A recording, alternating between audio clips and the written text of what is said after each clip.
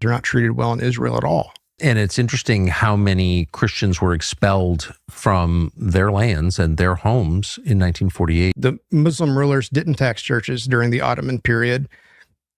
They were very kind to Christians. As a matter of fact, they took care of our holy sites. They had rebuilt, Islamic authorities rebuilt the Church of the Sepulchre.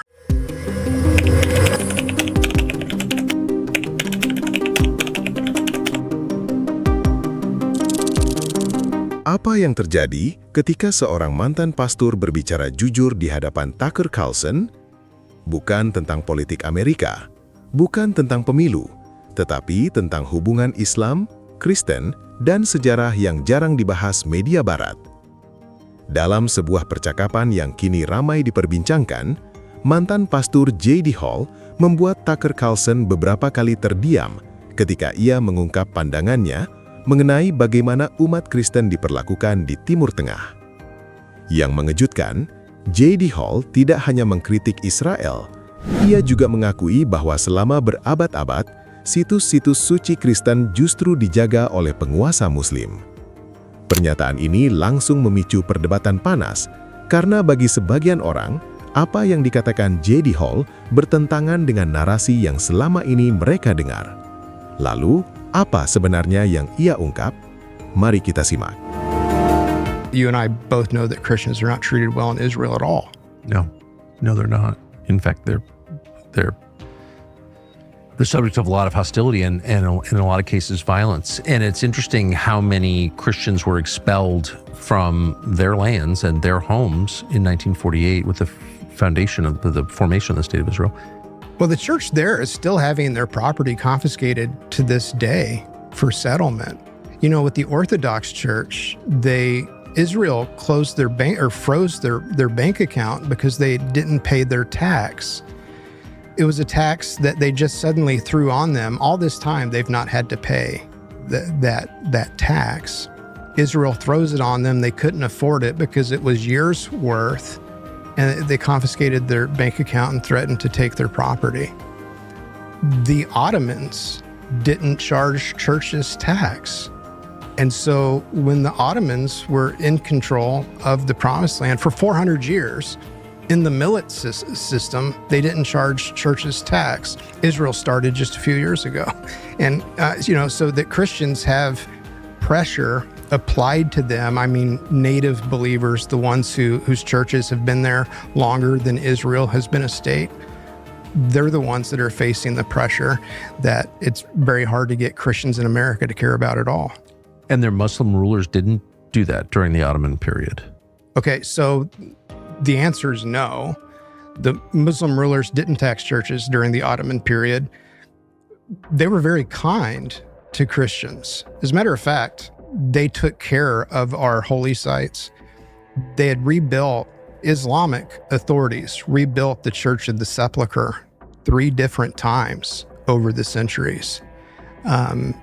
They had a law protecting Christian pilgrims on their journey. Like nobody messed with the Ottoman Turks, the Muslim rulers of the Holy Land, rebuilt the Church of the Holy Sepulchre 3 times? 3 times, yeah. Either completely rebuilt it or a major renovation. One time it caught on fire and they redid the roof. But if you've seen the Church of the Holy Sepulchre, you can imagine what it took to redo that. No, it's enormous and decaying.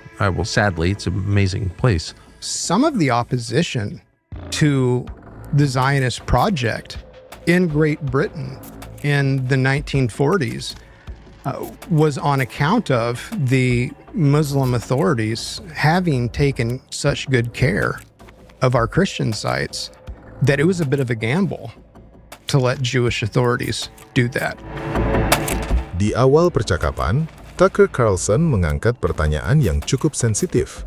Bagaimana sebenarnya kondisi umat Kristen di Israel? Jawaban J.D. Hall cukup mengejutkan. Ia mengatakan bahwa komunitas Kristen masih menghadapi berbagai bentuk tekanan, mulai dari permusuhan hingga persoalan gereja dan properti mereka.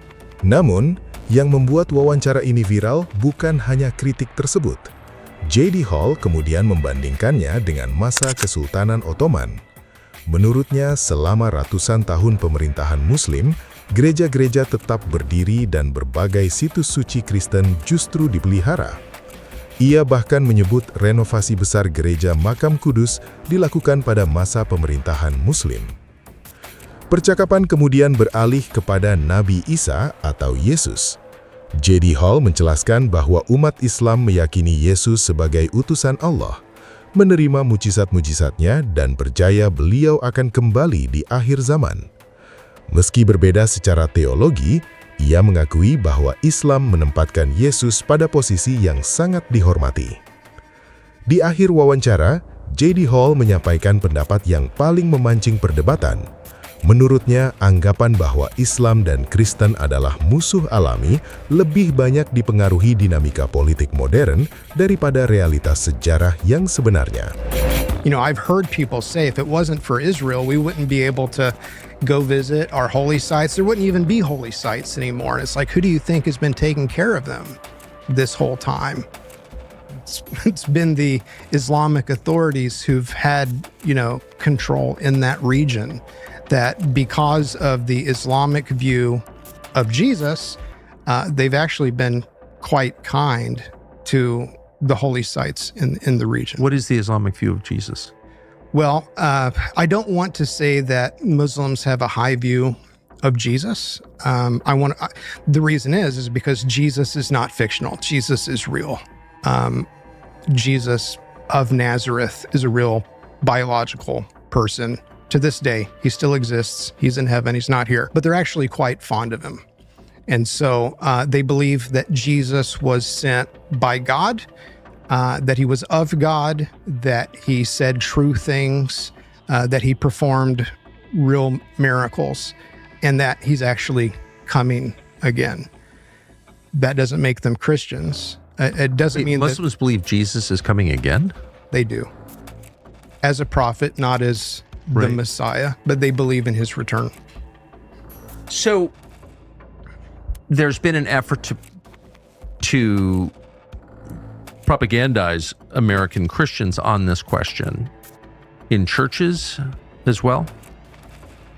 Yeah, I don't know how official it is, but it's when you listen to Christians talk about Islam, they'll say things like, well, we've got to maintain good relationships with Israel because Islam and Christianity are natural enemies. Well, I'm not saying that we're not. I'm not saying that Islam and Christianity have ever had any kind of partnership, but honestly, it's Rabbinic Judaism and Christianity that historically has been at odds. It's the idea that Christians and Jews have gotten along this whole time and that we have to band together to protect ourselves against the Muslims is a very recent notion.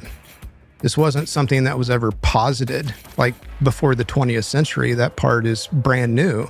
And it comes from, the Jewish talking points that you see on the television and the news constantly.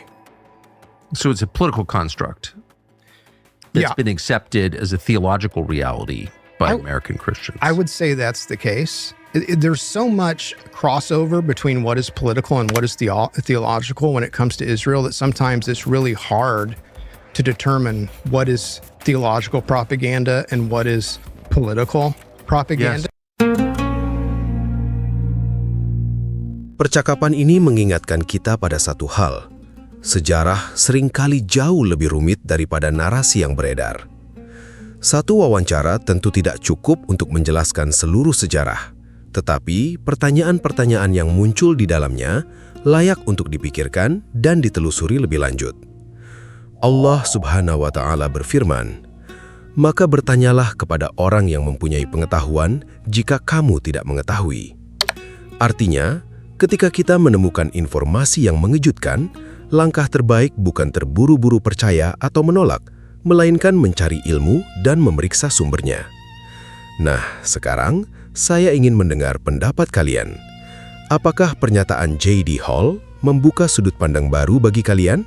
Atau justru ada fakta sejarah lain yang menurut kalian perlu dibahas? Tulis pendapat kalian di kolom komentar.